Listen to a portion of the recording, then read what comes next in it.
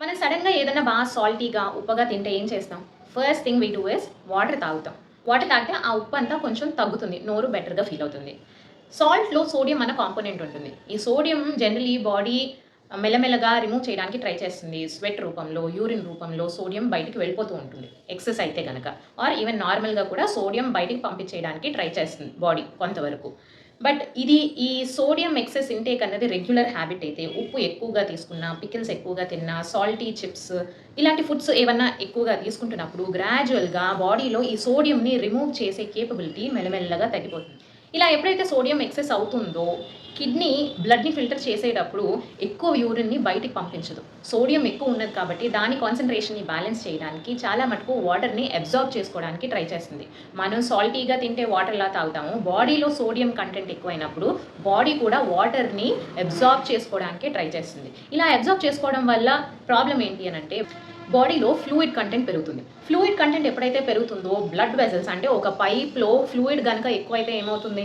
దానివల్ల లోపల క్రియేట్ అయ్యే ప్రెషర్ పెరుగుతుంది. ఇందువల్ల సోడియం, సాల్ట్ ఎక్కువ తింటే బ్లడ్ వెసల్స్‌లో ప్రెషర్ ఎక్కువ పెరిగి హై బ్లడ్ ప్రెషర్ వస్తుంది అని చెప్తారు. అందుకే సాల్ట్ తగ్గించుకోవాలి, తక్కువగా తినాలి అని చెప్తారనమాట. ఎందుకంటే వాటర్‌ని ఎక్సెస్‌గా అవసరమైన దానికన్నా ఎక్కువగా రీఅబ్జార్బ్ చేసుకుంటే ఫ్లూయిడ్ వాల్యూమ్ పెరిగి దానివల్ల బ్లడ్ ప్రెషర్ పెరుగుతుంది. ఇదొక్కటే కాదు.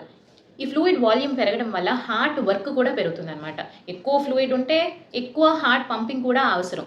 సో, హార్ట్ మీద పడే స్ట్రెస్ కూడా పెరుగుతుంది. అందుకే బ్లడ్ ప్రెషర్ పెరగడం, హార్ట్ కంప్లెయింట్స్ రావడం కూడా జరుగుతుంది. సాల్ట్ తగ్గించాలి అని అందుకే చెప్తారు doctors. This is one thing. And salt మంచిది కాదు అని కంప్లీట్‌గా మానేయడం కూడా మంచిది కాదు.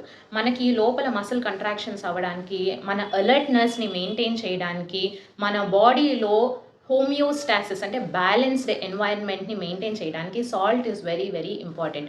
మన ముక్కు చీమిడి గానీ, యూరిన్ గానీ, బ్లడ్ గానీ ఎవ్రీథింగ్ ఈజ్ సాల్టీ. సో, ఈ హోమియోస్టాసిస్‌ని మెయింటైన్ చేయడానికి సాల్ట్ ఈజ్ వెరీ ఇంపార్టెంట్. తగ్గించి తినాలి, కానీ పూర్తిగా మానేయకూడదు. అలాగని ఎక్కువ తీసుకోకూడదు.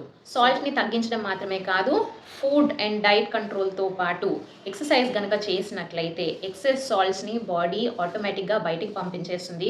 మన kidney health filtration capability improve అవుతుంది. మన హార్ట్ వర్కింగ్ కెపాసిటీ ఇంక్రీజ్ అవుతుంది. అండ్ ఓవరాల్ హెల్త్ కూడా చాలా బాగుంటుంది. So, reduce your salt intake and be physically active. This is Dr. Krishna Priya, physiotherapist from KP's R Health, helping you to help yourselves. Thank you.